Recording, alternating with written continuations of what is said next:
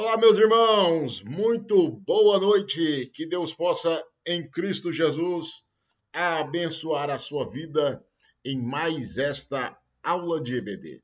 Querido, nós estamos na lição de número 12, penúltima lição do trimestre. Nós já estamos preparando aí, para as festas de final de ano e que Deus possa abençoar grandemente a sua vida.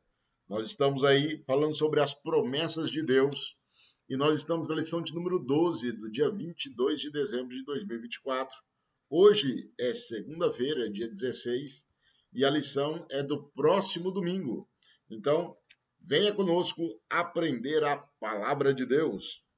Hoje nós vamos falar sobre a promessa de vida abundante. Então, vamos entender o que é uma vida abundante através desta aula de hoje.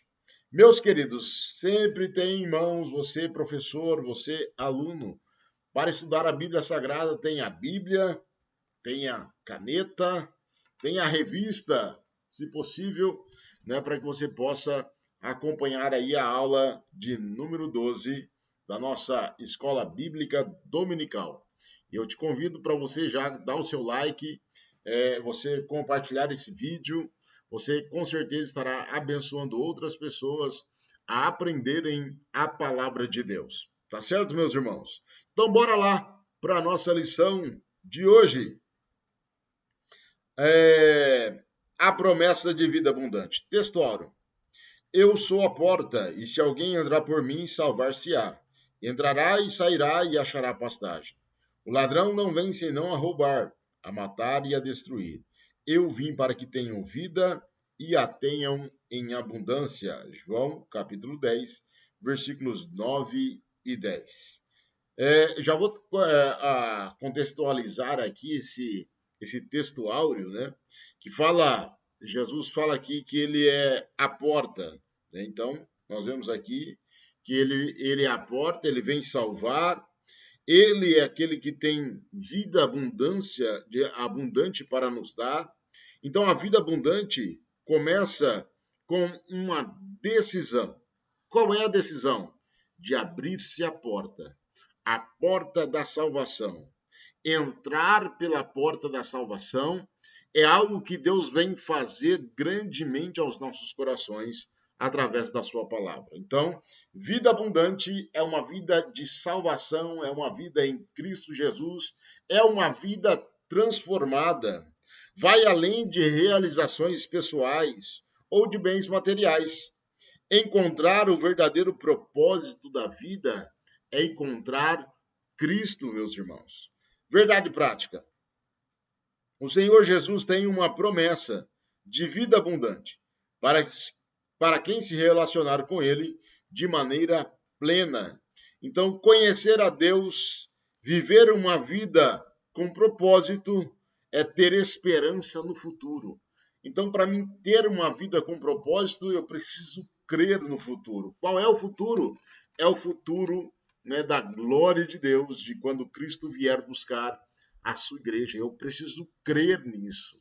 Eu tenho que crer na palavra de Deus, que Cristo é aquele que ressuscitou, que foi nos preparar morada e qual nós aguardamos, vida abundante. Como eu já disse, é além de bens materiais, é além de situações físicas ou financeiras.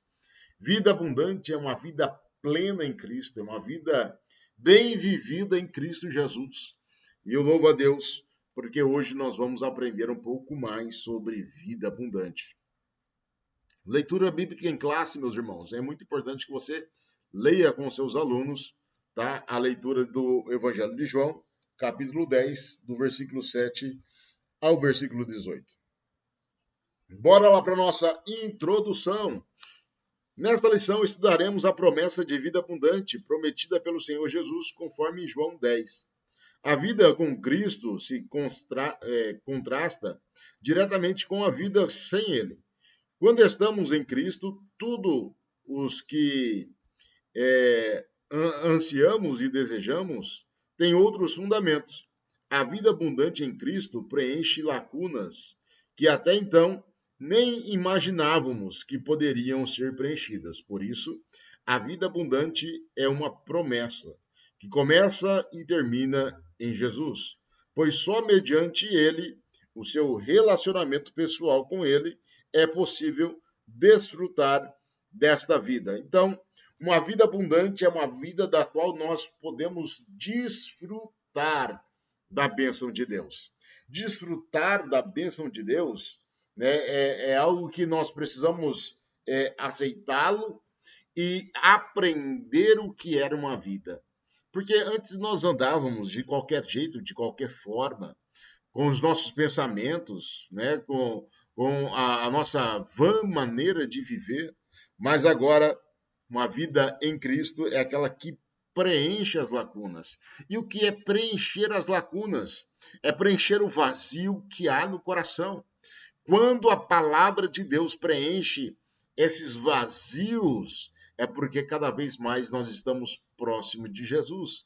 Quando nós estamos próximos de Jesus, esse espaço de Cristo e sem Cristo, ele diminui. Por quê? Porque agora ele habita em mim. De que forma, irmão Emerson? Através da presença do Espírito Santo que está em nós. Isso é maravilhoso, meus irmãos. Vida abundante é uma palavra-chave para a nossa lição de hoje. É ter uma vida, é viver uma vida em Cristo, tomados pela presença de Deus. Louvado seja o nome do Senhor. Bora lá. Jesus, a fonte de vida abundante, a fonte de verdadeira vida. O Evangelho de João, no capítulo 10, apresenta Senhor Jesus como o bom pastor. Este pastor se relaciona com as suas ovelhas e protege se dirigindo frente delas no caminho para livrá-las do perigo. Então veja, aqui no Evangelho de João, no capítulo de número 10, veja algo impressionante. Os versículos de número 2, que fala aqui na nossa revista, ou melhor, 3 e 4, diz assim: a este o porteiro abre as ovelhas, ouvem a sua voz e chama pelo seu nome, e as suas ovelhas e as traz para fora. Enquanto tira para fora as suas ovelhas, vai adiante delas, e elas o seguem, porque conhecem a sua voz. Ora, o que é o pastor? O pastor é aquele que cuida da ovelha, o pastor é aquele que fala e a ovelha entende e conhece a sua voz. E quando ele fala aqui, eu sou o bom pastor, Jesus está dizendo, olha, eu sou aquele que cuida. Jesus está dizendo, eu sou aquele que protege. Eu sou aquele que te chama para fora. Eu sou aquele que te leva para frente. Olha que coisa. Então, Cristo é aquele que direciona a nossa vida como bom pastor. É aquele que vê o perigo e socorre. É aquele que identifica as nossas misérias e vem ao nosso socorro. Esse é o bom pastor. E aí ele diz, olha, ele livra-nos do perigo. Além dessa imagem de pastor, João 10, também apresenta Jesus como a porta das ovelhas. Esta porta simboliza o caminho da salvação espiritual, em que um relacionamento pessoal e eterno com Deus se torna possível. Deixa eu virar aqui. Tudo que a ovelha necessita será encontrada em Deus. Por isso, o nosso Senhor Jesus aparece nesse texto como a fonte verdadeira da vida. Quando encontramos, podemos viver de verdade, fazendo o bem para a glória de Deus. Olha que coisa, né? Veja o que diz aqui. Né? Então, ele é o caminho, quando diz que a porta, né, que simboliza o caminho da salvação, ele é aquele que nos dá acesso à salvação, acesso ao caminho, acesso para entrarmos no caminho. E ele é aquele que nos direciona, que vai nos relacionando com ele, para que juntos possamos alcançar essa tão grande salvação. Né? E por isso o Senhor Jesus aparece nesse texto como a fonte verdadeira da vida. Querido, o que é uma fonte? Fonte é aquilo que jorra, brota. E quando se brota de uma rocha, por exemplo, ele brota e a partir dali ele passa a escorrer e ali gera-se um córrego, do córrego passa a ser um rio e do rio cai no oceano. Então veja, o rio de águas vivas que Jesus fala é este rio que brota para a vida eterna. Não existe fórmula mágica, mas sim princípios. Quais são esses princípios da vida abundante? Vamos lá, tópico 2.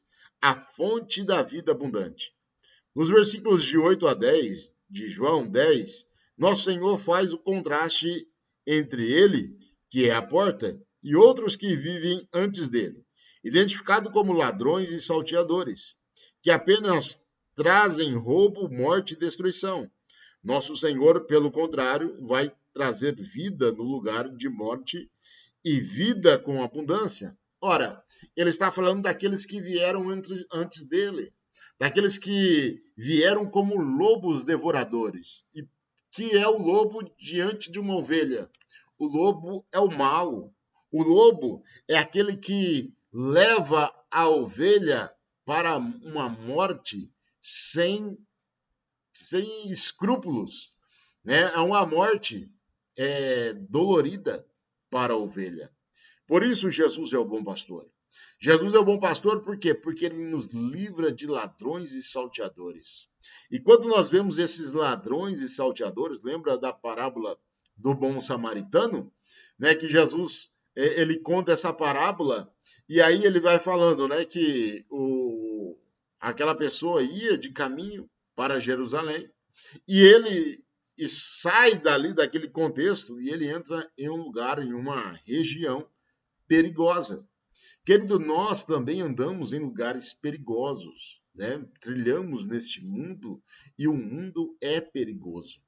E aí ele vai falar que ladrões e salteadores agarraram aquele homem, tomaram tudo quanto ele tinha, o despiram, bateram nele e deixaram ele para morrer. Assim é o mundo. O mundo aqui são esses ladrões e salteadores. São os lobos que estão prestes a destruir.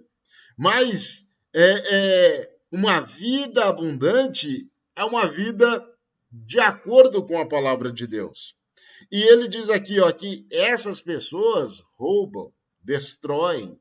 E talvez, querido, você possa identificar essa vida miserável que você anda vivendo, que é uma vida sem Deus, é uma vida total destruição. Porque uma vida abundante, ela traz princípios espirituais. Quais são esses princípios, irmãos? É a oração. A oração nos aproxima para ouvir a voz do pastor, do bom pastor. Por quê? Porque a ovelha conhece o som da voz do seu pastor. E é por isso que nós temos que tomar cuidado no caminho. No caminho nós podemos ser afligidos, podemos ser apanhar no caminho, podemos ficar cabisbaixo no caminho, podemos ser feridos no caminho. Mas lembre-se, sempre haverá o bom samaritano que virá ao teu encontro. Para quê? Para nos socorrer. E esse socorro, veja, né, ainda nesse contexto, diz assim, ó, o diabo, nosso adversário, busca destruir a nossa vida. O plano de Deus para nós, né, qual é? Né? Deus, por intermédio do seu Filho, nos desenvolveu a vida, nos amou, salvou, perdoou, apagou os nossos pecados e nos deu dignidade de salvos em Cristo. Isto é a verdadeira vida que só Deus, mediante a sua graça, por meio de Cristo, pode nos dar. Vida abundante é uma vida de comunhão, meus irmãos. Uma vida relacionada com Cristo. É uma vida de comunhão. 2 Coríntios, capítulo de número 9, versículo de número 8, diz assim: E Deus é poderoso para tornar abundante em vós toda graça, a fim de que, tendo sempre em tudo toda suficiência, superabundeis em toda boa obra. Meus irmãos, ele está dizendo aqui o seguinte, né? Que Deus é poderoso. Poderoso para quê?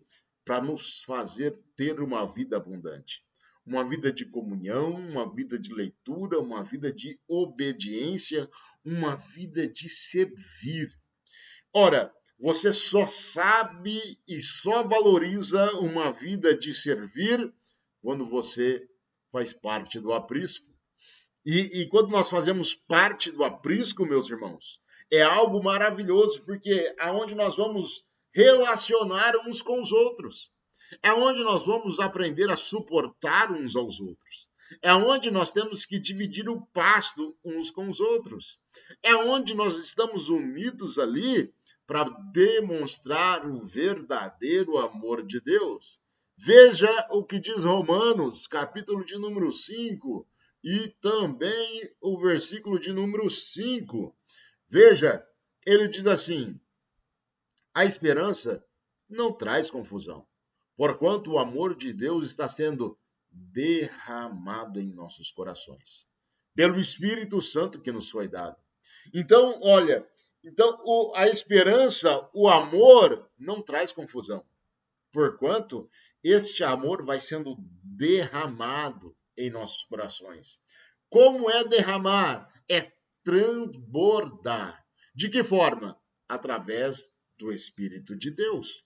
O Espírito de Deus é isso que é verdadeiro. É uma vida só em Deus, mediante a sua graça, mediante o seu amor, mediante Cristo. Só Ele pode nos dar essa vida de obediência, essa vida de comunhão uns com os outros. A fonte de amor. Bora lá, versículo de número 11. O Senhor Jesus menciona novamente a imagem do bom pastor, que deu a sua vida pelas ovelhas, que além de proteger e cuidar, ele as conhece bem. Queridão, deixa eu te falar uma coisa. Cristo é aquele que nos conhece muito bem. Ele nos conhece por quê? Porque além dele proteger a nossa vida, além dele cuidar de nós, ele também nos conhece. E ele só pode nos conhecer porque há um relacionamento. E esse relacionamento precisa ser cada vez mais cultivado. E o que é ter um relacionamento cultivado? É um relacionamento de mão dupla, onde você vai e vem, onde você entende a vontade de Deus e faz a vontade de Deus. Ou seja, é Ele que faz com que as coisas possam acontecer na nossa vida. E isso só pode através dessa grande fonte. Qual é a fonte? É o amor de Deus. Esse amor é maravilhoso.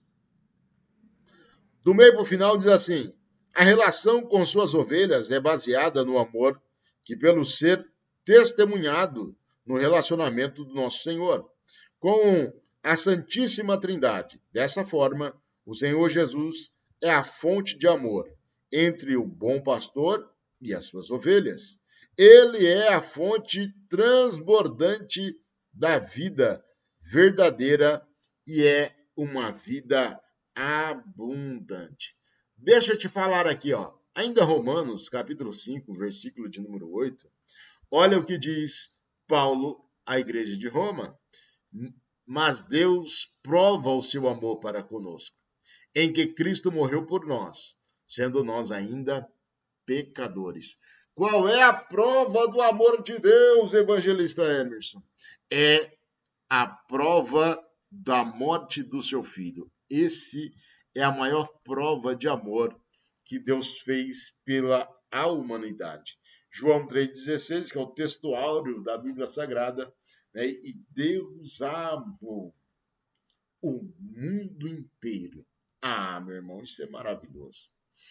Por que Deus amou o mundo inteiro? Para salvá-lo, para nos colocar à disposição do reino. Veja o que diz ainda 1 João, capítulo de número 4. Deixa eu pôr aqui.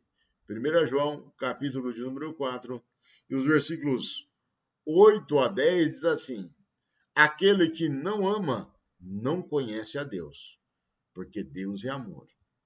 Olha, isso aqui é muito forte. Por quê? João vem dizendo, olha, se você não consegue amar o seu próximo, você ainda não conhece a Deus.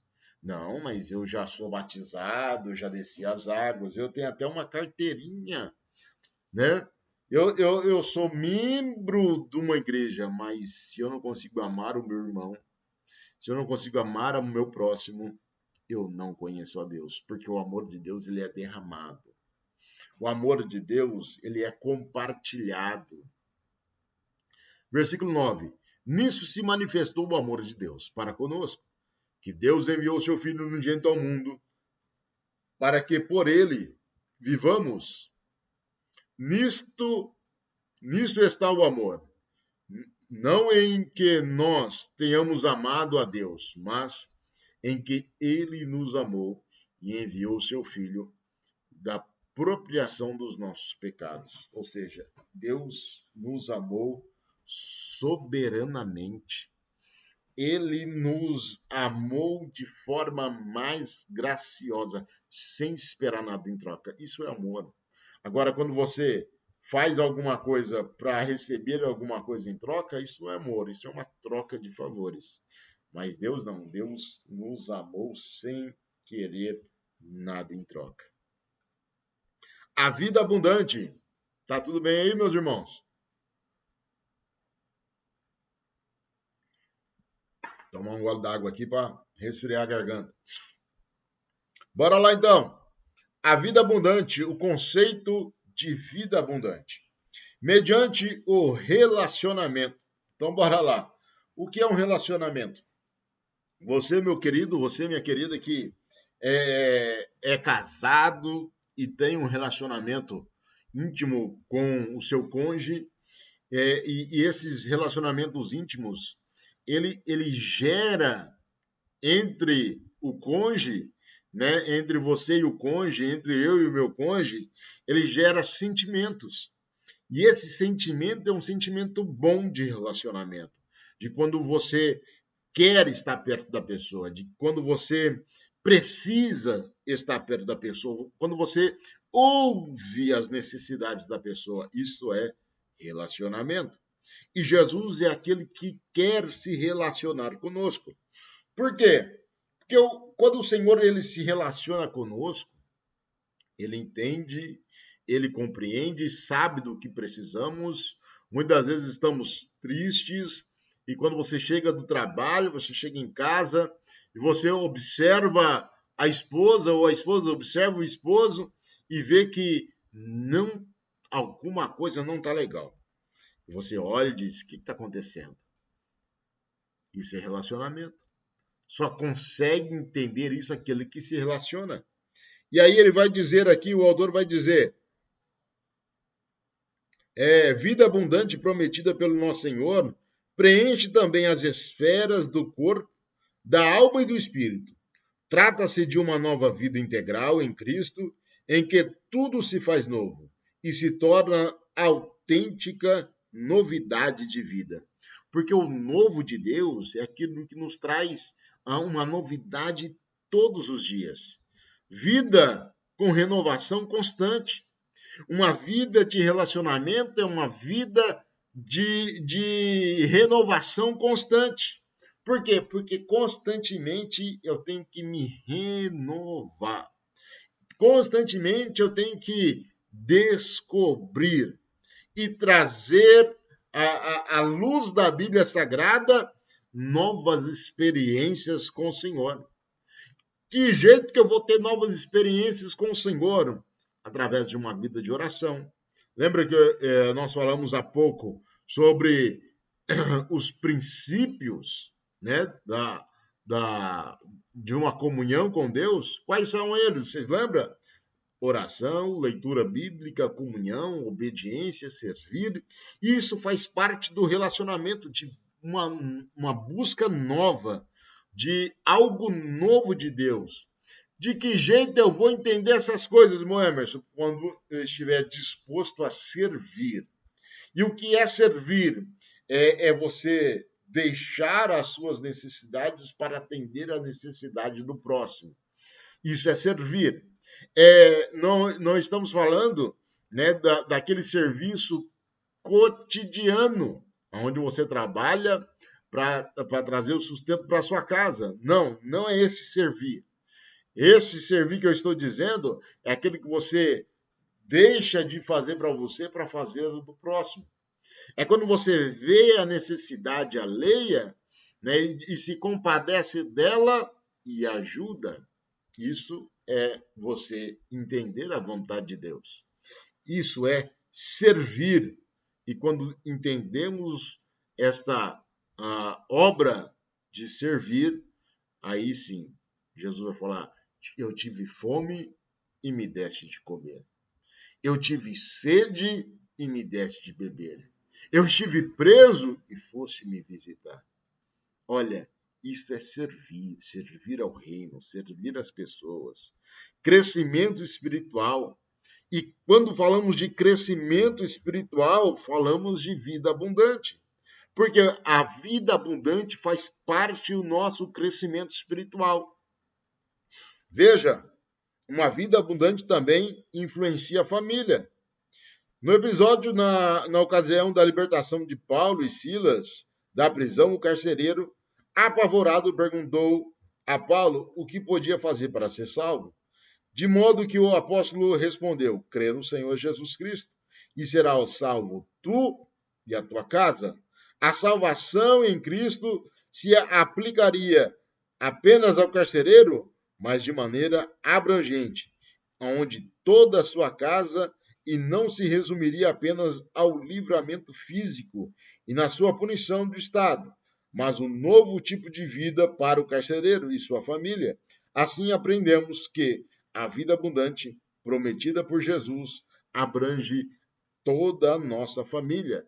Então, querido, essa vida abundante de crescimento espiritual, porque quando eu cresço espiritualmente, consequentemente, eu levo a minha família a crescer também em Cristo.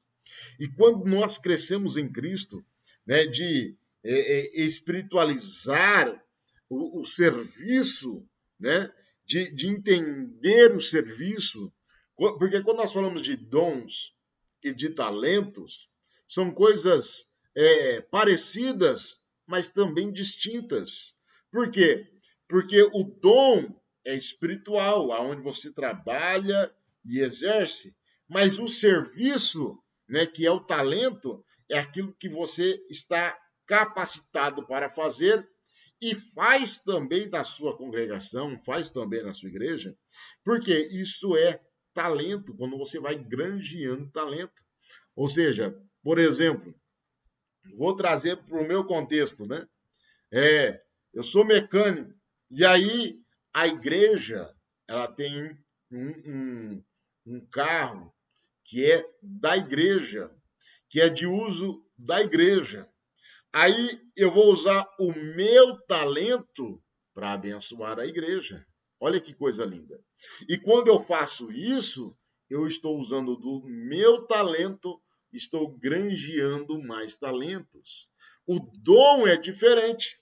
O dom é dado pelo Espírito Santo. Eu tenho o dom da palavra, e eu me dedico cada vez mais para quê? Para ensinar, instruir pessoas. Isso é dom. Então, o dom, eu não vivo do dom, eu vivo do talento. Olha que coisa. Então, o meu dom, eu transfiro ele a outras pessoas, para que outras pessoas sejam abençoadas. E o meu talento? O meu talento eu exerço para que eu possa abençoar a instituição. Então, é um ciclo que precisa ser fechado. Né? E aonde eu abençoo a família? Através do meu talento. Ou seja, através daquilo que Deus me dá. Paulo identificou naquele carcereiro que ele precisava de salvação. Com isso, o carcereiro diz: o que eu posso fazer para ser salvo? E aí Paulo diz: olha, crê no Senhor Jesus. Mas você não será salvo só você. Há uma extensão para a sua casa, há uma extensão para a sua família. E quando há uma extensão, querido, é porque eu creio. Isso é lindo, né? Porque veja, quando ele fala aqui na questão do homem em si, ele está dizendo para aquele carcereiro, né? Olha, crê no Senhor Jesus e será salvo tu e a tua casa. Porque através do homem, o homem é o sacerdote do lar. Você pode ver que muitas das vezes há mulheres que vão para a igreja, né, e o marido não vai para a igreja, então às vezes fica só ela. E aí, de vez em quando, vai um filho e assim por diante.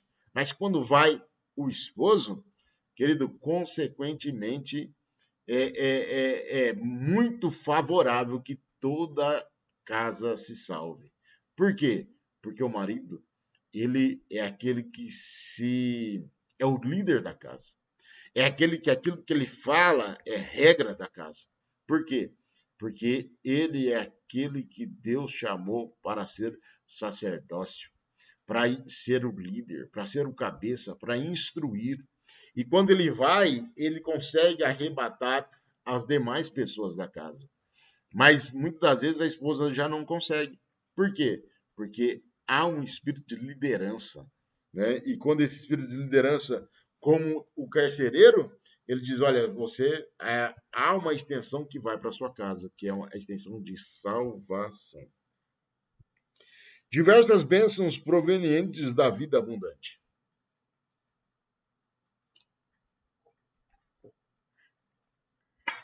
Está dando sede hoje.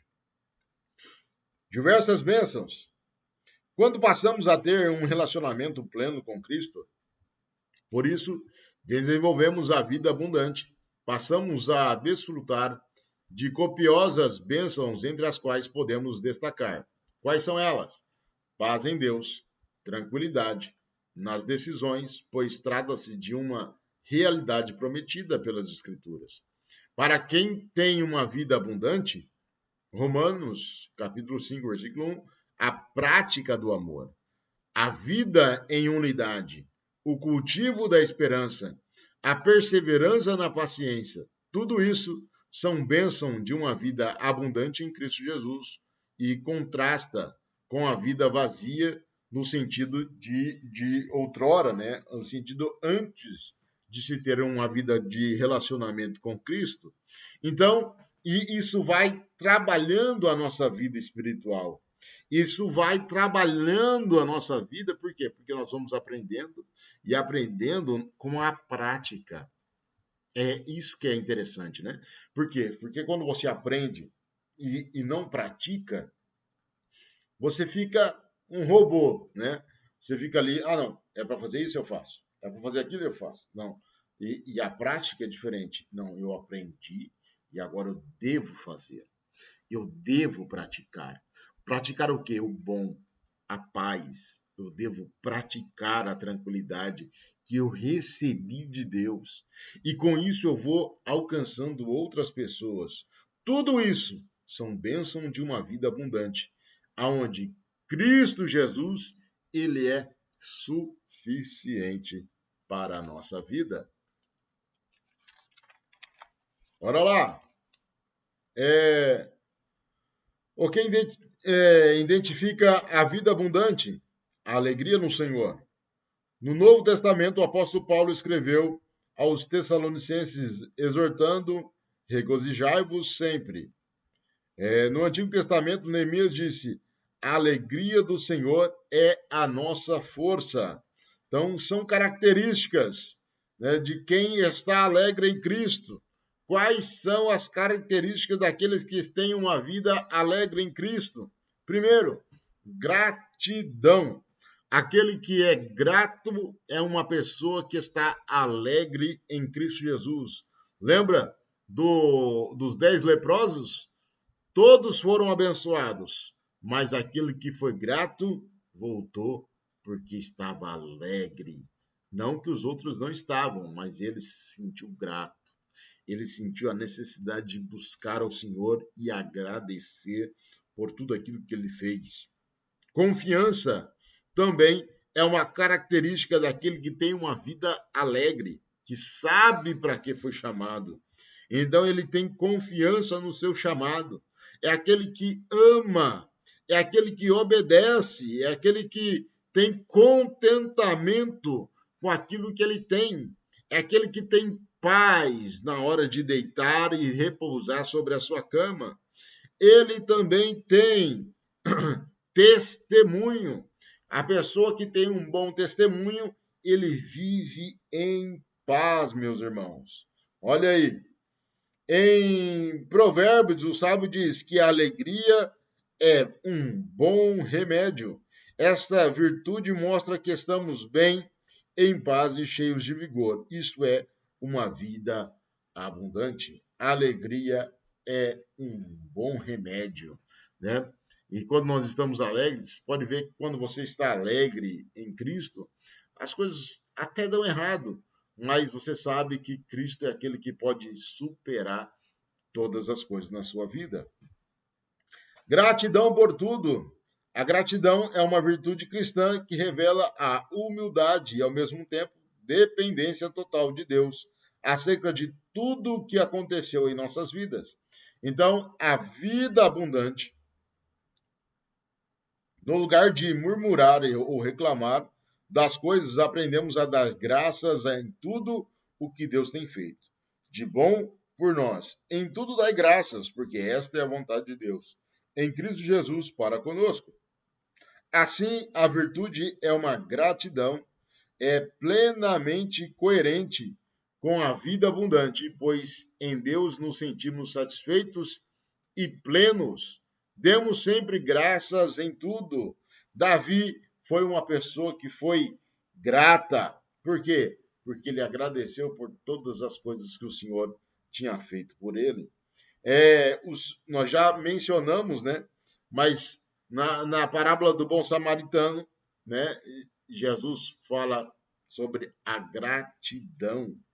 Né? Jesus também fala sobre a samaritana em João capítulo 4, do versículo 28 e 29, o quanto ela foi grata. Ela falou assim: eu vou buscar todas as pessoas com quem eu tenho me relacionado para que possam conhecer o Senhor. Jesus é aquele que trabalha nas nossas vidas, né? Paulo foi grato, Ana foi grata, né? Os leprosos, voltou para agradecer. Isso é maravilhoso quando nós sentimos essa gratidão dentro dos nossos corações, meus irmãos. E quando essa gratidão ela é alcançada, desculpa, nós vemos que há uma tranquilidade para lidar com situações. Isso é maravilhoso. A vida no Espírito e a vida de oração. Na vida abundante, o Espírito Santo preenche o crente. A Bíblia diz que para viver no Espírito devemos estar inclinados às coisas do Espírito. Então, é preciso ser cheio do Espírito, andar nele para termos uma vida plena. Jamais podemos extinguir o Espírito Santo. Esse elemento indispensável para quem vive no Espírito é o cultivo de uma vida de oração. Orai sem cessar. E em todo o tempo precisamos reconhecer que na rotina da nossa vida devemos ter sempre uma ocasião para orar.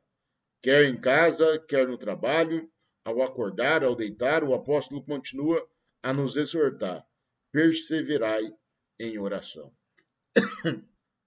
E aqui uma vida de oração é uma vida que vai te relacionar mais com o Espírito de Deus. Não é um espírito de medo, de perturbação, não. É um espírito de tranquilidade, de paz. Quando você está em oração, buscando a Deus, buscando intimidade com Ele, para você ouvir a sua voz. Querido, muitas vezes você não vai ouvir a voz de Deus audível, não. Mas você vai ver as ações de Deus na sua vida. De que forma? daquilo que você tem pedido, daquilo que você tem clamado, daquilo que o Espírito Santo vai te orientando, e quando você entende as orientações de Deus, você vai tendo uma vida plena de oração, vai tendo uma vida plena com Deus, e aí você vai tendo aquilo continuamente, né? É um fluxo constante, é um high flow, que é um fluxo constante. E quando há um fluxo constante, né, é uma vida abundante em Cristo. Deus abençoe a sua vida. Louvado seja o nome do Senhor. Eu vou concluir aqui na conclusão e já estarei ministrando uma bênção para a sua vida no nome de Jesus. Veja, o Senhor Jesus é a fonte da vida abundante, pois Ele mesmo nos prometeu essa promessa. Está disponível a cada crente que desenvolve um relacionamento pessoal com o nosso Senhor. Então, para se ter uma vida abundante, é uma vida de relacionamento, é uma vida de entrega, é uma vida de submissão, é uma vida aonde Deus vai abençoar sua casa, o seu relacionamento com os filhos, o seu relacionamento com seu cônjuge, o seu relacionamento na igreja, o seu relacionamento com o seu pastor, o seu relacionamento com a comunidade. Que Deus possa abençoá-lo e que você tenha uma vida abundante em Cristo. Ore comigo. Querido Deus, eu te louvo, Pai, te glorifico e ministro, Senhor, sobre a vida do teu filho, da tua filha, que tem nos ouvido, Senhor, aqui nesta aula. Pai, eu lhe peço em nome de Jesus, que o Senhor possa abençoar, ó Deus, cada aluno, cada professor, cada ser que vai ouvir esta mensagem, que vai ouvir essa aula, que o Senhor possa abençoá-lo, para que ele possa ter uma vida abundante, uma vida transformadora, uma vida avivada na tua presença. É o que lhe pedimos em nome de Jesus. Amém, meus irmãos? Deus te abençoe e nós nos encontramos aqui no plano de leitura na próxima quinta-feira. Um forte abraço. Deus te abençoe.